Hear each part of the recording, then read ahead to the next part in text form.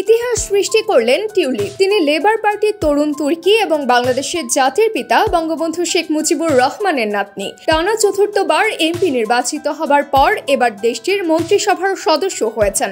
প্রধানমন্ত্রী শেখ হাসিনার ছোট বোন শেখ রেহানার কন্যা তিনি।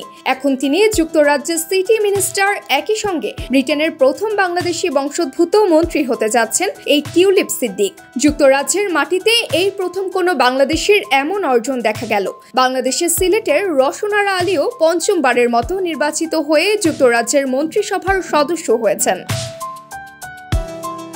লেবার পার্টি বিরোধী দলে থাকার সময় টিউলিপ এই পদে ছায়ামন্ত্রী হিসেবে দায়িত্ব পালন করেন। তিনি এবার চতুর্থবারের মতো ব্রিটিশ পার্লামেন্টের সদস্য নির্বাচিত হয়েছেন। 41 বছর বয়সী টিউলিপকে লেবার পার্টির অভ্যন্তরে নতুন প্রজন্মের তুমুল সম্ভাবনাময় রাজনীতিবিদ হিসেবে দেখেন দেশটির রাজনৈতিক পর্যবেক্ষকরা। বঙ্গবন্ধুর নাতনি টিউলিপের তেজস্বী ভাষণ ও নেতৃত্ব গুণও প্রশংসা কুড়িয়েছে। জানেন কি ব্রিটেনের এই নতুন মন্ত্রীর অনুপ্রেরণা কে? বাংলাদেশের প্রধানমন্ত্রী শেখ হাসিনা তার খালা এবং তাকেই অনুসরণ করেন সদ্য নিযুক্ত ব্রিটিশ নগরমন্ত্রী টিউলিপ। সদ্য সমাপ্ত নির্বাচনে 23,432 ভোট পেয়ে টানা চতুর্থবার এমপি নির্বাচিত হন তিনি। তার নিকটতম প্রতিদ্বন্দ্বী রক্ষণশীল দলের ডন উইলিয়ামস পান 8,462 ভোট। 2021 সাল থেকে লন্ডনের সিটি অফ ফিনান্সিয়াল ডিস্ট্রিক্টের আর্থিক সেবার জন্য নীতিমালা তৈরিতে নেতৃত্ব দিয়ে আসছেন টিউলিপ। বঙ্গবন্ধু শেখ মুজিবুর রহমানের ছোট মেয়ে শেখ রেহানা নিজের কন্যা ব্রিটেনের টানা 4 বারে নির্বাচিত এমপি ও মন্ত্রী টিউলিপ সিদ্দিককে নিয়ে মন্তব্য করতে গিয়ে বলেছিলেন, আমার মেয়ে রাজনীতিতে তার জীবনটাকে উৎসর্গ করেছে, সবার কাছে তার জন্য দোয়া চাই।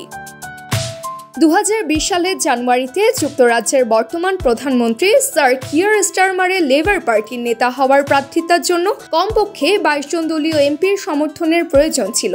সে সময় প্রথম দিকে স্টারমারকে মনোনীত করা কয়েকজনের অন্যতম ছিলেন টিউলিপ সিদ্দিক।